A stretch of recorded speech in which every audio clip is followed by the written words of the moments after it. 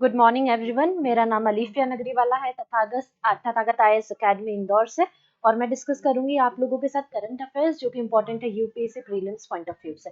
तो चलते हैं हमारे नेक्स्ट टॉपिक की ओर। आज का हमारा टॉपिक है इलेक्टोरल बॉन्ड स्कीम।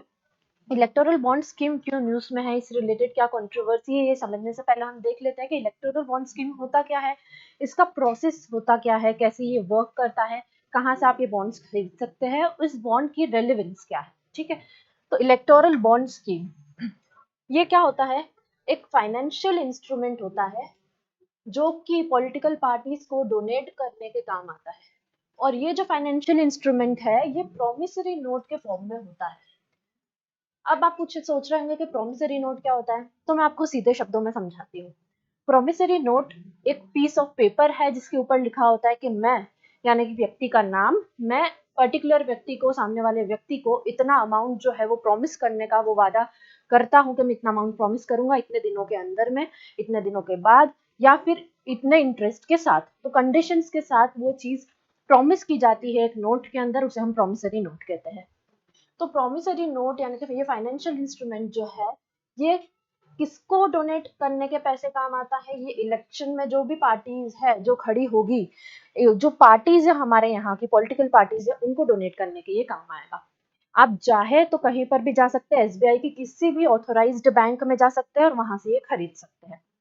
कब खरीद सकते हैं, तो आप ये 4 महीने यहाँ पर दिए हैं, जनवरी, अप्रैल, जुलाई, अक्टूबर, इसके शुरुआत के 10 दिन यानी कि 1 से लेकर 10 तारीख के बीच में कभी भी जा सकते हैं और ये जो प्रॉमिस, जो इलेक्टोरल बॉन्ड्स है इसका परचेस कर सकते हैं।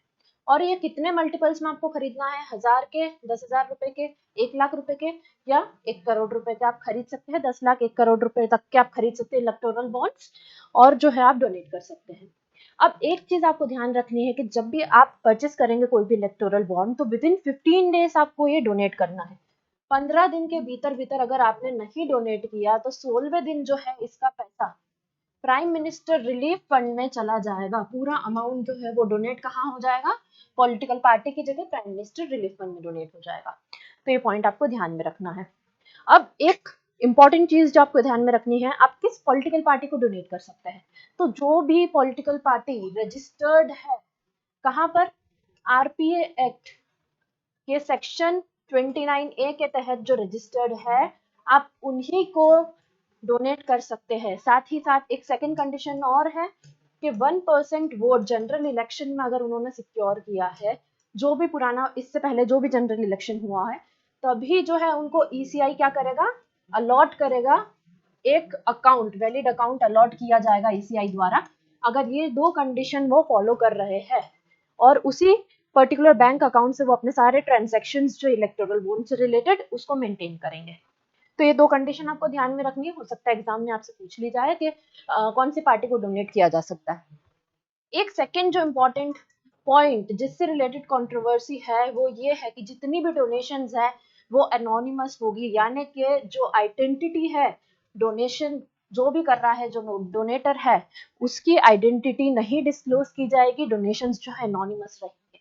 यानी कि इलेक्शन कमीशन ऑफ इंडिया को ये डिटेल्स नहीं दी जाएगी पार्टीज के द्वारा या बैंक के द्वारा कि किस व्यक्ति ने, किस कंपनी ने डोनेशन दिया है। और क्योंकि कोई भी इंडियन सिटीजन, कोई भी company which is incorporated in India, चाहे कोई फॉरेनर आके ही कंपनी इंडिया में लगाए, वो भी डोनेट कर सकता है पॉलिटिकल पार्टीज को, तो उनकी बिल्कुल भी डिटेल्स यहाँ पर डिस्क्लोज नहीं की जाएगी। तो ये कुछ पॉइंट्स हैं जो यहाँ पे कंट्रोवर्शियल है।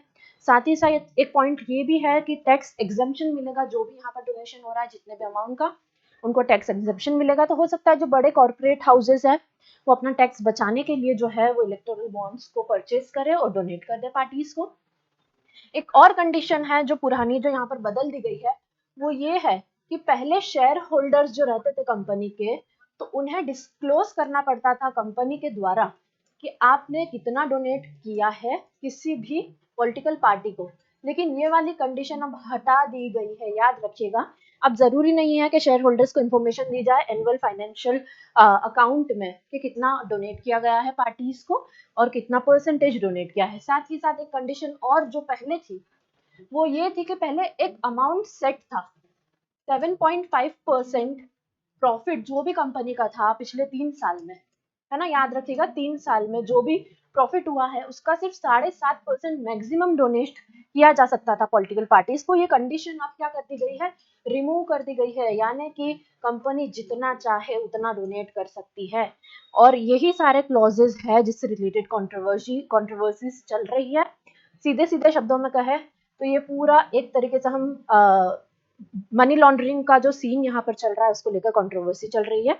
और इसी के चलते हुए सुप्रीम कोर्ट में जो एसोसिएशन ऑफ डेमोक्रेटिक रिफॉर्म्स का जो वॉलंटियर ऑर्गेनाइजेशन है, एनजीओ है, उन्होंने पिटीशन फाइल की है सुप्रीम कोर्ट में। अभी तक जजमेंट नहीं आया है, लेकिन इन्हीं सारी चीजों के चलते हुए बहुत ज्यादा ये न्यूज में है और हो सकता है इससे क्वेश्चंस भी आपको एग्जाम में पूछे जाए। तो क्वेश्चन किस तरह के यहाँ पूछे जाएंगे हम देख लेते हैं।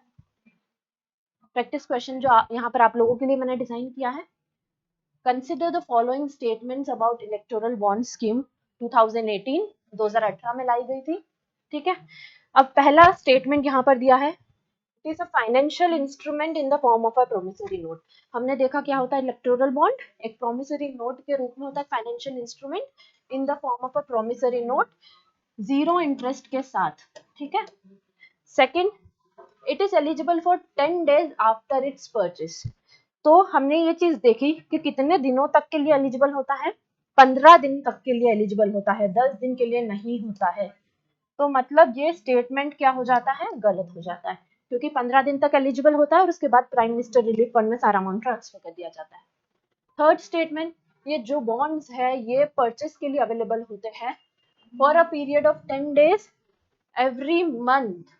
तो हमने ये चीज देखी कि 10 दिन के लिए तो अवेलेबल है, लेकिन क्या हर महीने के लिए अवेलेबल है, नहीं, सिर्फ 4 महीने यानी कि जनवरी, अप्रैल, जुलाई और अक्टूबर, ये 4 महीने हैं जब 1 से लेकर 10 तारीख के बीच में आपको अवेलेबल होंगे, तब जाके आप खरीद सकते हैं एसबीआई की किसी भी ब्रांच से। तो ये स्टेटमेंट क्या हो जाएगा, गलत हो जाएगा। Last statement, only SBI is authorised to issue and encash these bonds.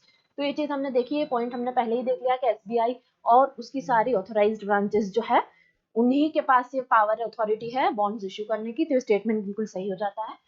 तो सेकंड एंड थर्ड स्टेटमेंट गलत है, फर्स्ट और फोर्थ सही है। तो हमारा आंसर क्या हो जाएगा, which of the about statements are correct, only 1 and 4। तो इस तरीके के क्वेश्चन जो है आपसे एग्जाम में पूछे जा सकते हैं। आप एक बार ये स्कीम जो है बिल्कुल देख ले और चाहे तो स्क्रीनशॉट ले ले इस क्वेश्चन का और पीपीटी का। मैं मिलूंगी आपसे अगले टॉपिक के साथ नेक्स्ट सेशन में, तब तक के लिए टेक केयर।